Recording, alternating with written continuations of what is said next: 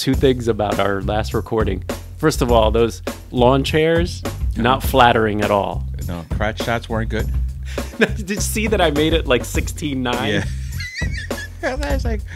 That's a weird angle. Yeah, well, what happened was, like, first of all, like, we're slumped in those chairs, so we're like super rolls, both of us. Like, I had like a huge tire around. We look 500 pounds, and then crotch open for business. 500 pounds of crotch, baby. Yeah, so I had to crop the crotch crop. Oh yeah, you have a limit, remember. Let's keep this conversation to 5 minutes, please. Shut up already. Be quiet. So you listen. So I clean cameras for people we know, right? I sold this camera to Julie years ago. This is my first DSLR. No way. This is my Nikon D5000. You've talked about that camera before, yeah. I grabbed it and I was like, wow, ooh, good times. And then I realized I will never complain about the Sony EVF again.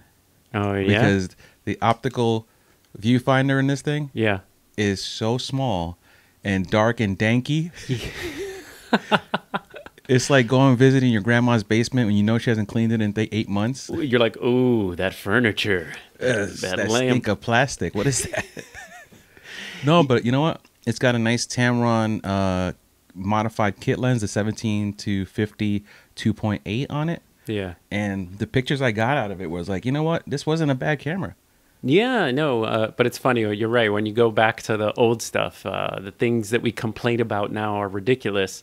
I remember shooting on the Canon 40D after, shooting higher end cameras. And again, like, the screen on the back is like very pixely. And it's like, what? Yeah, you're like, this is garbage. This is like, what is it, Etch-a-Sketch back here? I know. So it's funny. It reminds me, remember when George used to walk around with us and he had the A65? I think that's what it was called, the A55 or the A65. He had the Sony. It was like a DSLR that had an EVF. Yeah, it was like an A99, I think. Sony A90. That's probably that sounds right. It was game changing. It was like, you know what? I need to get a Sony, and then of course I stayed with Nikon until it got too heavy for my old ass. Nikon. Okay, let me tell you a story about a man named Jed. So yesterday I was doing a shoot, and I had a 60-inch, softbox with the Godox AD600, and I was photographing a family, and it was windy. Ooh. And so first of all, I didn't have sandbags because I already had tons of stuff. And I saw you even made a post about bringing stuff. Like it was either a shot in an elevator or something. Yeah. Mm-hmm. It's a photographer's life. Yeah, you got to bring everything and then never use it. Yeah, so I want to talk a little bit about, in this episode, there's the saying, have it just in case, just in case you need it. And I totally agree with that in the back of the car, like throwing everything in the car. But I was lugging like 4 different modifiers and 3, light stands all in one bag, carrying that. And it was super heavy. So I was photographing the family, and all of a sudden I see their eyes go wide open. Like all of them are like, ooh. And I'm like, what's going on? Is there an alien behind me? And I turned, and the huge 60-inch umbrella got caught in the wind. And I was like, goodness. It was totally falling. And the AD600 smashed, and the modifier broke. And I realized that I could have done what I was doing with natural light. Like, I had worked myself into a frenzy that I was going to shoot high-speed sync, that I was going to get these dramatic, crazy shots.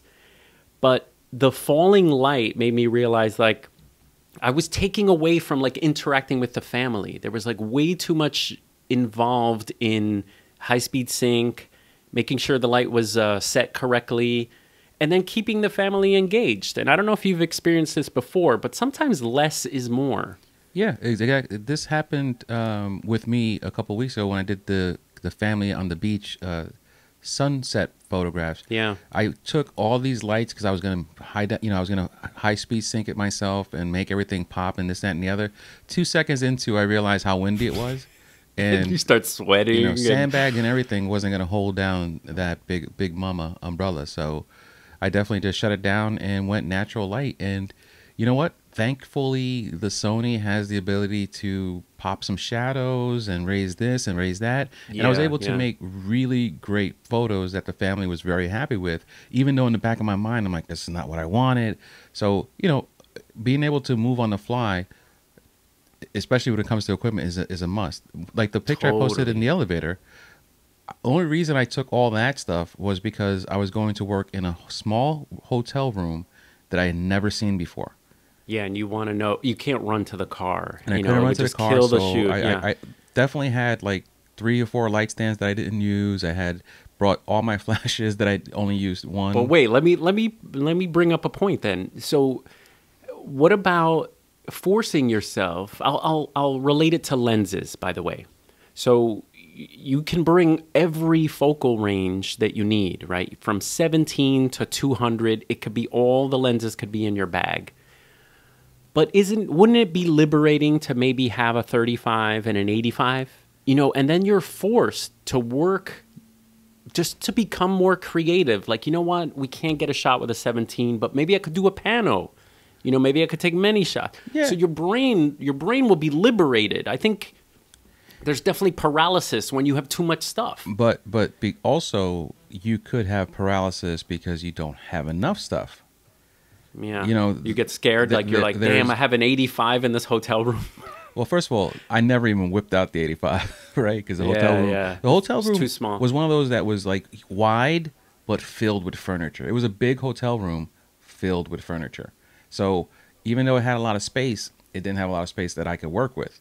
So I was forced to use the 24 to 70 and the 55 that I picked up just a couple days before, the 55 f1.8. I love that lens, and that was as tight as I got. That's the 24 to 70 or the 55. And again, had I not brought that setup, I would have panicked. So it was good to have everything in the. To me, but in this case, it was good to have everything with me. Agreed.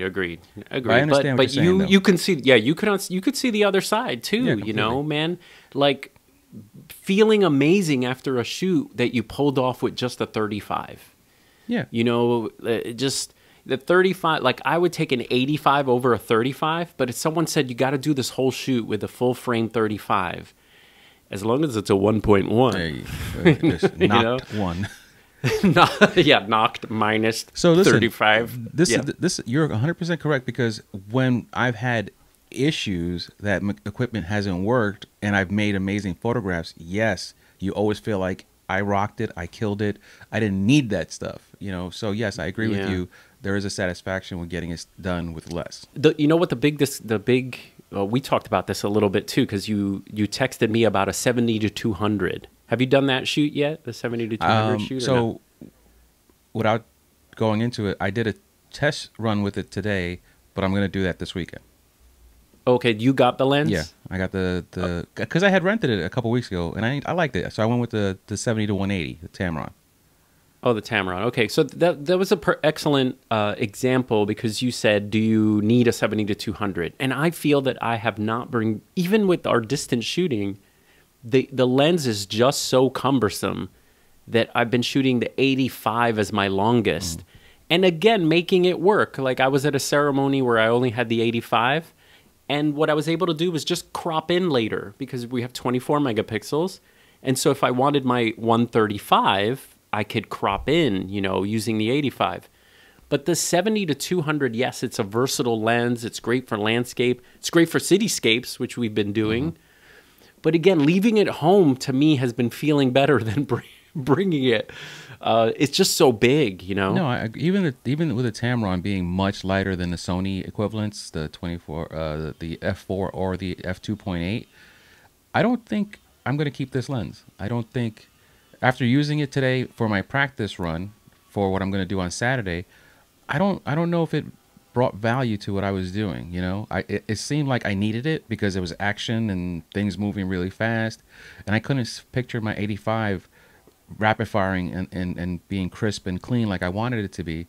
The lens performed wonderfully, the Tamron, wonderfully, but then I said to myself, when am I going to use this again? I know, unless you're doing sports, right? Because in or my kit, if you're doing weddings at the back, you know. Yeah, because in my kit, I haven't needed it the whole time I had a Sony. Yeah, I'm having a more. Yeah, yeah. No, Go ahead, that I'm was sorry. saying I haven't needed this focal range since I've had my Sony. I made do with everything else I've had, so I might as well just save the money and bring it back. Yeah, yeah. You got to stop buying stuff. No, I man, don't. man. That's what I do. Shut your mouth. So the other people have appreciation for are these landscape photographers that have been shooting Fujifilm more. In my mind, I feel like if I shot landscapes or cityscapes like we've been doing, I would want to shoot higher megapixel and full frame. But the landscape photographers like Thomas Heaton, who's on YouTube, they're out there. They hike, because they're hiking. So you let go of that full frame, the chains of full frame, and you go Fujifilm APS-C, and you're getting, you're still creating magic with what you have. I think I saw. It's Did he very just cool. post a video recently about how he switched from full frame to Fuji? Everybody posts a damn video when they switch. How many videos have you seen suggested they're like, I'm giving up on Canon? No, it's funny. Remember that guy that used to be Matt Ranger called himself the Nikon guy? The Nikon I just guy, saw an article yeah. where he posted about how he sold all his Nikon gear and he's fully over to Sony or something. And I got to the bottom of the article. The internet is filled with trolls, bro. There were so many people just bashing him for, well, why did you have to post about it? I'm like, well, what else is he supposed to do? He's a content creator, right? He is, and it's a clickable video. And that's what it man. is. This is nothing but clickbait. And like people defended him against some of these people. So it was kind of back and forth. But again, it's just like proof that the internet's filled with trolls. I know. You know what I thought was a little fishy though with that video? Not to say anything bad about Matt because I like him, but the video was sponsored by KEH, which is a used, Right. The reseller of used camera gear. So it was a little strange that it was kind of, he was selling it and sending it all off to KEH, explaining what a great experience. But it was sponsored by the, It's just accidentally wonderful. Yeah. Yeah, so I think that for this little segment, I just wanted to put it out there that if you, if you limit yourself sometimes, it could actually be good for your brain. And I felt lugging 4 modifiers just in case and thinking I was going to use a hair light where, the family was just going with the flow. And you know what? I threw everything, to make a long story short, as soon as that light fell and broke, I closed it and I looked at what the clouds were doing. It was an overcast day and I used soft, beautiful, natural light. I turned the family around. So instead of using a hair light on them, I turned them around and the light was soft on their faces. I shot at 1.8 and they looked all bocalicious and wonderful. And what does the family know? They don't know high-speed sync. They don't, you know what I'm I just saying? feel that Omar made amazing photos. That's what I'm saying. So sometimes I'm doing it all to myself instead of... And that's why I mentioned before about your brain. Sometimes for people like you or opposite of you, less equipment that you didn't bring, your mind is like, oh, I should have brought this, I should have brought that. Or the other side, I'm so glad I didn't bring this, I didn't bring that. So there's two sides to that equation, Yeah, I think, you know what? The one that makes more sense and is more practical is yours, which is just have it all in case. If you could train your brain to keep it off to the side, maybe in a backup bag, and be like, I'm just going to use the 51.4 for this whole boudoir shoot and just find the beauty in that lens and the whole job will be with a 50. You know what I'm saying? Speaking of making things work, have you ever had a job where you knew the surroundings they thought were going to be amazing, but then you get there and you're like, I got to do a lot of hiding of the backgrounds and, making these tight quarters work. So yeah, that was that maternity shoot. It was a beautiful, like I said, it was a beautiful hotel room and nothing wrong with it. It just wasn't conducive to what we were trying to shoot. And the space was just so limiting. It's so funny.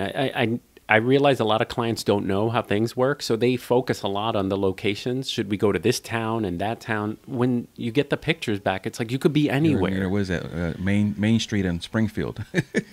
Yeah, exactly. Because I shoot a lot of bokeh, everything's blurry, and it's really about if it's a portrait, it's about focusing on the person and their personality and the emotion with the family hugging, and who cares where you are. I like shooting in cool urban places because there's shapes, there's colors, there's griminess, but you know, you can pretty much do the same thing on a golf course. Yeah, you can. It looks like a very wonderful grassy knoll. You're like, oh, look, the grassy knoll. Sorry, I didn't mean to bring it up too soon. Yeah, great. Too soon. So this morning, actually, because I have a real obstacle course runner I'm going to photograph on Saturday, I reached out to our old friend Javier Ferreira, who owns that gym in Secaucus, Submit to Fitness, and I asked him, hey, do you guys do outdoor stuff? And if so, you mind if I just come in and, you know, take some shots? And he said, of course not. I don't mind. Come on down. So I went there this morning with the Tamron 70 to 180, and it was tack sharp. It was amazing, and it rained on us the whole entire time, and it never stopped working. And I just tested my camera and stuff again like 10 minutes before we got started, and it's still running perfectly, thank God. It was a really, really fun time, and I really like the lens. I just don't think I'll keep it because it's not a range I usually use. But the whole point to that story is shooting people in action is just, I thought it was so much fun. Getting people in the middle of the air when they're doing their little jump squats or whatever. Yeah. So it was the first time I ever did that. So I thought it was pretty interesting. You ever do anything like that? Oh, that's cool.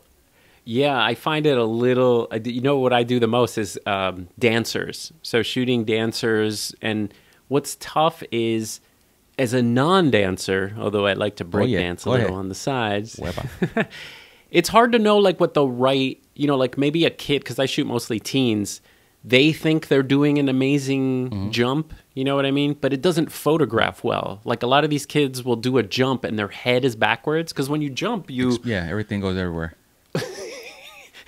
You know, so then it's like a headless person that's jumping, you know. So I find that some action does not photograph well, and so it's a little bit of a challenge sometimes if your specialty is not dance photography. Right. Then you know, you sometimes have to improvise and tell the person to turn sideways or look at the camera, which is not natural for them. So I've experienced that too, because I've photographed a couple of dancers over the years in doing their ballet movements, and you don't realize how exactly what you said. The technique is so important to an adult dancer now, because every time I took a series of photos. First of all, if I show you a picture during our photo shoot, it's rare. Okay, that's me. Yeah, I just don't like. It's dangerous. It could either be like a make or you know. Basically, I'm coming from the D800. If they say, "Oh my gosh," the D800s, and that captures your pores. You know what I'm talking about? Oh yeah, so someone's like, oh! Because of that experience, I never really shared my photos from the back of my camera. But with dancers, they're like, let me see, I got to see my arms in the right position, my legs in the right position, because I can't look like I'm doing it all wrong.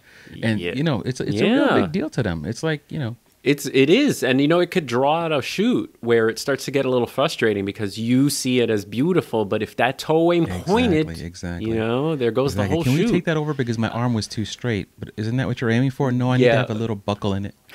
A little buckle in it. Yeah, I know. And the one I do like shooting, I like shooting sportraits. I wish I could shoot a little bit more of, I call them sportraits, and it's where the teens are in their uniforms, and I usually set up 2 speed lights in the back with grids and kind of do the Joel Grimes. I do the Joel Grimes sort of dramatic look, and it's cool because boys are a little harder to shoot movement of, but if they're holding a ball or something, they always look, you can make them look epic. If you just make them look mean. Yeah. You just post like a football. I love that. Yeah, football one. Nice. Football dude. All he had to do was hold the ball out, so cool. You know, and these kids play sports, so you can tell them, listen, game time, you're on the, and they just get that look. They get that Sports Illustrated look. And so I like working with boys to get that like, and just imagine, look, we don't have anything like that. No pictures of us because we didn't play sports when we were younger. Not like they did. I mean, we weren't on any of the teams. Well, I was about to ask, what pictures of you exist as a young, like, let's say 8 to 13-year-old? None, because there wasn't cell phones to take selfies with, you know. And you weren't a camera family. My family was not camera oriented, so the only photos I got were whatever came out of the whole high school yearbook, you know. So that was it. Wow. See, I'm lucky I had my dad, because my dad was had cameras and was always taking, you know, rolls of film, and so there's a lot of pictures of my sister and I. But my parents split up, so that on my mom's side, no photography. And we spent most of our time with her, and on weekends we're with dad. So a lot of photos don't exist of me from that, There's also 8 there's to also 12. a sad yeah. scenario for me where about 10, 15 years ago, I had my stuff in storage. I was sharing storage with someone, and I didn't realize that they had lapsed in payment. And all of my photos and comic books and so many other things ended up on, those TV shows. One of those being shows? auctioned off at the highest bidder. My Spider-Man #2. That'd be terrible if you were watching it. Yeah, if you're like, hey, that's that my Spider-Man stuff. #2 is the only thing that hurt me. Then I realized all the photos that the photos of my young son, of me when I was younger. So when people post old pictures of me on Facebook, I steal them and put them into my archive because I don't have them, Wow, that's crazy. Yeah. But you have to archive, folks. don't. I think in this world of technology, it's so much easier to save your photos as opposed to when we were younger, Yeah, totally.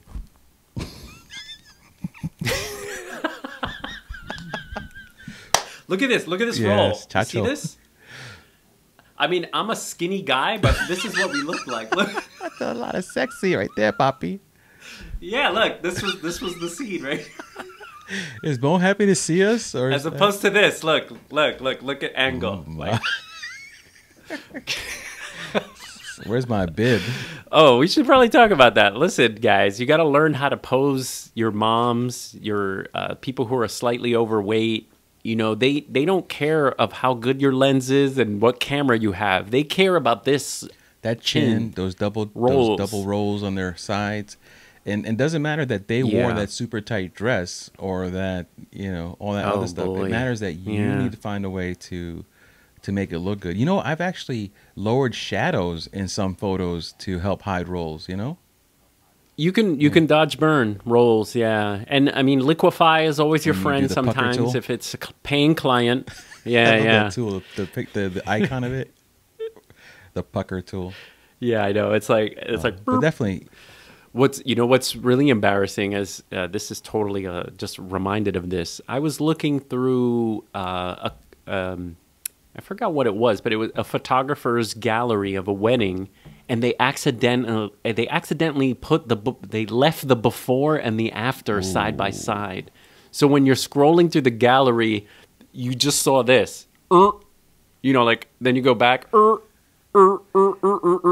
You could see where they liquefied. So guys, make sure you delete the original file before you deliver. I have people who always see my edits after I'm done with them, because there's people I know with keen eyes, right? And I send them a copy of my gallery, and I'm like, this is what I'm sending. Please take a look at it. Just because, not that I don't trust myself, but it's always better to have someone double check. Like when we did the chef's shoot not too long ago. Yeah. There was you in one of the backgrounds where you were holding the light. I was? But you were so much in the shadows that I was working on this all day long. I didn't even notice that you were in the shadows. Someone's I'm always in the shadows. Why is Omar in the shot? He ain't in the shot. Oh, look, Omar's in the shot. He ain't the shot. It never hurts to have someone my gosh. audit your work, even if it's your girlfriend, your spouse, your pet dog. Have someone check over your work until not even until. I've been doing it for years, and I still have people check my stuff just in case. All right, guys. We'll see you next time. Thanks for subscribing. Peace. Oh, this way. Peace. Yep. No, the other way. The other way. There you are, right there.